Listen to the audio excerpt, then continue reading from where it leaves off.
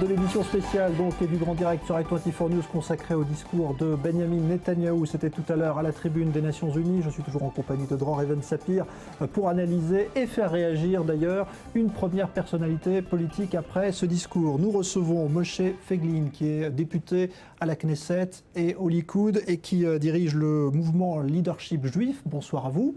Merci d'être donc en direct sur i24 News. Tout d'abord, un commentaire sur ce discours du Premier ministre. Est-ce que vous l'avez trouvé à la hauteur de ce que les Israéliens pouvaient attendre ?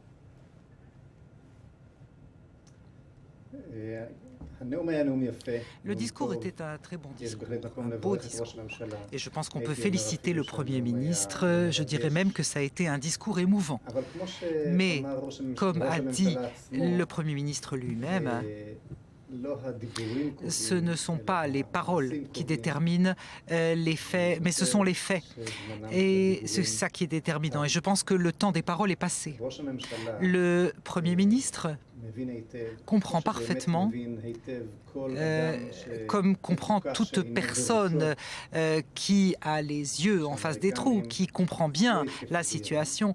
Les Américains n'attaqueront pas l'Iran. Les Iraniens ne stopperont pas leur programme nucléaire et donc il n'y a plus de place pour les paroles, comme l'on dit dans cette citation. Si vous voulez tirer, ne parlez pas. Ouais, mais alors, il est question aussi de diplomatie pour l'instant. Benjamin Netanyahou l'a dit, on va laisser la diplomatie, une chance à la diplomatie. Est-ce que vous pensez que les Américains et les Occidentaux peuvent faire plier l'Iran par la voie de la diplomatie ? Non, je ne l'ai jamais pensé dans le passé, je ne le pense pas aujourd'hui, et je pense que tant du point de vue militaire que du point de vue politique, à savoir la légitimité internationale ou légitimation internationale d'une attaque en Iran, je pense que la situation en Israël, 10 ans après le début de cette menace iranienne qui est allée se développant, la situation d'Israël est moins bonne et certainement pas meilleure qu'auparavant. La menace est de plus en plus concrète, les capacités d'action, et je crois, et je suis d'accord avec le Premier ministre que cette possibilité d'action existe, mais est bien plus difficile qu'auparavant. Et donc la stratégie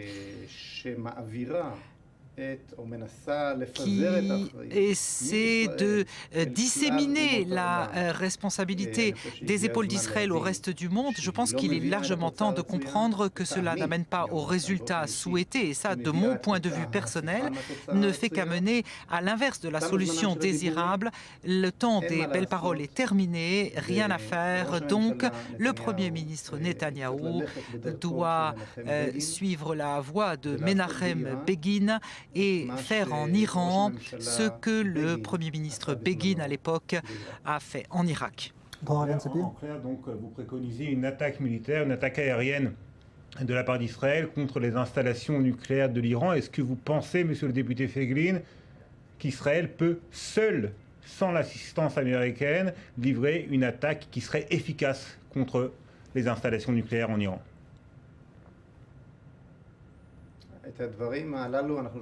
Écoutez, on entend cela du matin au soir de manière claire et nette, dite par les dirigeants israéliens. Je ne parle pas ici comme chef d'état-major ou ministre de la Défense, je ne parle que de ce qui est connu. Israël a dit et répété, et je n'ai aucune raison de croire que les choses ne sont pas exactes, qu'Israël a la capacité d'attaquer. Et si c'est le cas, et je pense que c'est le cas, eh bien je dis et je répète que le temps des paroles est terminé. Le Premier ministre Netanyahou, pour qui j'ai beaucoup d'estime et qui m'a beaucoup ému aujourd'hui dans son discours, il doit décider maintenant. Est-ce que lors de son mandat ou sous son gouvernement, le public israélien verra un État musulman extrémiste fou qui a entre les mains et entre les mains de ses ayatollahs l'arme nucléaire. Il est évident que personne ne fera le travail pour nous. Nous sommes les seuls à pouvoir le faire. Et nous sommes donc à un carrefour où il va falloir prendre des décisions et il est temps de faire des discours, d'arrêter de faire des discours. J'espère que c'est le dernier discours. Est-ce que vous pensez, si je peux me permettre de poser une autre question, Monsieur le député, dans son discours, Benyamin Netanyahou a évoqué brièvement, mais il a tout de même évoqué le dossier israélo-palestinien. On connaît vos positions, hein. Vous faites partie de l'aile la plus radicale du Likoud, du parti au pouvoir. Est-ce que vous n'avez pas peur, monsieur le député Feiglin, qu'un lien soit établi entre le dossier iranien, du nucléaire iranien, et le dossier israélo-palestinien, dans la mesure où Barack Obama pourrait peut-être faire preuve de davantage d'intransigeance face aux Iraniens, et en échange de quoi, eh bien, Benyamin Netanyahou serait prêt à d'importants compromis, peut-être territoriaux, sur le volet palestinien. D'abord, permettez-moi de corriger ce que vous avez dit. Je ne suis pas de l'aile radicale. J'exprime de manière extrêmement centriste et centrale, simple et ouverte, les positions de la majorité des députés du Likoud. C'est l'idéologie du Likoud depuis des décennies que j'exprime. Et c'est la première chose. Mais en tout cas, je vous remercie du compliment.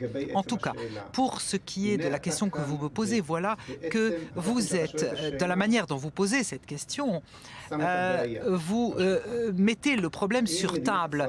Est-ce que l'État d'Israël doit faire dépendre les questions existentielles qui sont les siennes de telle ou telle négociation? Est-ce qu'à nouveau le peuple juif doit payer cher par les territoires de sa patrie ou autre monnaie économique son droit à l'existence? C'est pour ça qu'on a créé Israël, pour que 70 ans après la Shoah, le juif doive à nouveau payer pour son droit de respirer sur la planète. Enfin, ce lien qui a été fait déjà par Obama il y a 5 ans, sous Boucher en faveur contre Itzhar, c'est-à-dire le nucléaire iranien contre les implantations, ça c'est de l'antisémitisme. Ce sont des slogans antisémitisme. Les Juifs n'ont pas à payer pour leur droit à exister. Ceci est terminé avec la création de l'État d'Israël. Et donc l'histoire iranienne n'est en rapport avec aucun processus politique. Il y a une menace existentielle contre Israël et que Israël doit repousser par ses propres forces. Ça signifie donc, monsieur le député, que vous préférez peut-être que l'Iran devienne une puissance nucléaire, mais qu'Israël puisse tout simplement maintenir sa souveraineté sur les territoires conquis en 1967. Si on en arrive à une situation où l'Iran deviendrait nucléaire et que Benyamin Netanyahou tout simplement serait amené à ne pas faire de concessions ou plutôt à faire des concessions sur le dossier palestinien en échange d'une attitude, encore une fois, plus ferme, plus intransigeante concernant le nucléaire iranien. Peut-être que l'équation, elle est là et que vous la refusez. Je pense que l'équation est exactement l'inverse. J'ai dit exactement le contraire. Je ne sais pas comment vous avez compris ce que j'ai dit. J'ai dit exactement le contraire. Israël ne doit renoncer à rien, pas un seul centimètre de sa terre. Et donc l'idée, le maintien dans des territoires conquis en 1967 et une Iran nucléarisé. Le lien entre ces deux éléments est un lien antisémite. Je le dis et je le répète. La tentative de dire que pour défendre nos existences, nous devons payer un prix, que notre droit à exister n'est pas naturel, comme celui de n'importe quel autre être humain sur la planète, ce sont des slogans antisémites qu'Israël doit repousser totalement. Et je vous dis et répète que si Dieu nous en préserve, le Premier ministre israélien, Benjamin Netanyahou, pour lequel j'ai beaucoup d'estime, tomber dans ce piège et essayer de faire le lien entre la levée de la menace iranienne et les compromis territoriaux, eh bien, ça ne s'arrêtera pas sur la ligne verte de 67. Cela ne fera qu'accélérer le processus parce que quand on menace Israël de destruction, on ne le fait pas pour un petit morceau de territoire. C'est parce qu'on veut la destruction d'Israël et d'ailleurs, ils le disent de manière claire et nette. Donc, la tentative de lier entre ces deux éléments de la menace iranienne et la négociations politiques sont extrêmement dangereux et Israël doit repousser ses idées immédiatement. Qu'Israël peut, encore une fois, faire face à la menace nucléaire iranien seul, sans aucun appui de la communauté internationale, des pays occidentaux, des États-Unis?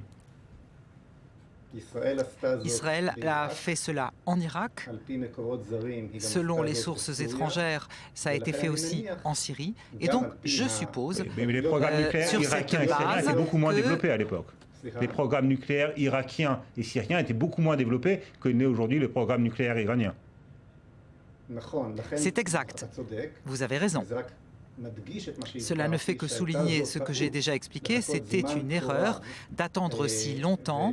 Et comme je l'ai expliqué au départ, il ne fait aucun doute qu'aujourd'hui, l'attaque est beaucoup plus compliquée, ce sera beaucoup plus difficile et complexe. Mais comme nous le savons tous, les moyens qu'a Israël sont aussi beaucoup plus modernes et sont beaucoup plus capables d'y arriver que par le passé. Et si Israël n'a pas la capacité de se mesurer au nucléaire iranien seul, personne ne le fera pour Israël et notre situation est extrêmement dangereuse et grave. Je suis sûr qu'Israël, et pour répondre à votre question, je suis sûr qu'Israël a les moyens nécessaires et cette capacité. Et ce qui est nécessaire aujourd'hui, c'est la fermeté du Premier ministre israélien et je suis sûr que le public israélien le soutiendra parce qu'il n'y a pas un seul Israélien qui soit intéressé à laisser aux générations suivantes un État juif menacé par le nucléaire du régime des ayatollahs. Et le Premier ministre a eu tout à fait raison lorsqu'il a dit que lorsque nous nous défendrons, non seulement nous nous défendrons nous-mêmes, mais nous défendrons tout le monde libre. Il faut que chaque citoyen en France ou ailleurs dans le monde libre, où que ce soit, s'imagine un instant de quoi aura l'air notre monde lorsque le régime des ayatollahs d'Iran, qui envoie les tentacules du terrorisme dans tout le monde libre, il n'y a pas d'endroit au monde où il n'y a pas les traces du terrorisme iranien, de savoir que ce régime aura l'arme nucléaire. Est-ce que vous n'avez pas l'impression quand même qu'Israël s'isole un petit peu, et peut-être même de son allié traditionnel, les États-Unis? Est-ce qu'il n'y a pas un risque là justement? Bien sûr que c'est inconfortable et désagréable, mais c'est l'étape, le stade où Israël doit comprendre, comme je l'ai expliqué, que la stratégie de l'action ou de la tentative de disséminer, de décentraliser la responsabilité nucléaire sur le monde entier est à mon avis un échec. J'y ai été opposé dès le départ et donc je crois que 10 ans après que cette stratégie ait été adoptée, il est clair pour tous que personne ne pourra faire le travail à part nous et avec tout l'inconfort et le côté désagréable, nous devons être prêts et organisés pour subir la pression internationale et faire ce qui doit être fait par nous. Je tiens à vous rappeler que le monde s'est opposé à l'attaque israélienne en Irak contre Saddam Hussein. Beaucoup de voix, notre président, Shimon Peres, a essayé d'empêcher cette attaque ici en Israël. Et montrez-moi aujourd'hui une personne censée en Occident, en France, en Angleterre, aux États-Unis ou ailleurs, qui ne remercie pas aujourd'hui Israël que Saddam Hussein n'ait pas eu l'arme nucléaire avant l'attaque de la coalition en 1991. Mais imaginez que Saddam Hussein aurait envahi le Koweït, non pas avec des tanks soviétiques, mais en ayant l'arme nucléaire. Qu'aurait fait alors le monde libre? De quoi auraient l'air aujourd'hui les prix du pétrole? C'est pas clair à vos yeux? Il faut faire pression sur Israël pour que Israël n'attaque pas pour se défendre, de lui prendre des territoires de la patrie pour qu'on fasse des sanctions sur l'Iran. C'est complètement ridicule. Israël doit faire ce qui est à faire et je suis sûr que c'est ce qu'Israël finira par faire. Merci Moshe Feiglin, député donc, du Likoud et leader du mouvement Leadership Juif, d'être venu dans ce studio. Merci à vous, bonne soirée. Et on va retourner tout de suite à New York, retrouver notre correspondante Géraldine Wössner. C'était il y a un peu plus d'une heure maintenant le discours de Benjamin Netanyahou. Géraldine, on vous retrouve. Comment a-t-il été reçu sur place, ce discours et cette intervention du Premier ministre israélien ? Écoutez, il a été plutôt bien reçu par les membres de la délégation israélienne qui l'ont entendu. On m'a dit finalement il a été beaucoup moins coloré, beaucoup moins violent que l'année dernière. On se souvient que Benyamin Netanyahou était alors monté à la tribune en brandissant le dessin d'une bombe. Il s'agissait alors de provoquer un sentiment d'urgence, pour provoquer un sursaut face à Ahmadinejad. Aujourd'hui, Ahmadinejad est parti, remplacé par un président beaucoup plus lisse, beaucoup plus souriant, qui s'est livré la semaine dernière à une véritable opération de charme. Face à lui, Benyamin Netanyahou s'en est tenu aux faits, à un discours beaucoup plus mesuré, mais qui était aussi un vrai réquisitoire. Il a voulu finalement enlever la crédibilité d'Hassan Rouhani en dressant le portrait assez terrifiant d'un homme auquel on ne peut pas faire confiance. Merci beaucoup Géraldine Wössner donc pour ce direct depuis le siège des Nations Unies, juste après donc ce discours du Premier ministre israélien. Merci à vous Dror Even-Sapir. On va se retrouver dans un instant pour la suite du grand direct. Tout de suite, vous avez rendez-vous avec l'actualité, un journal complet sur lequel évidemment on reviendra sur l'intervention du Premier ministre israélien à la tribune des Nations Unies. Ça continue évidemment sur i24 News. Restez avec nous. À tout de suite.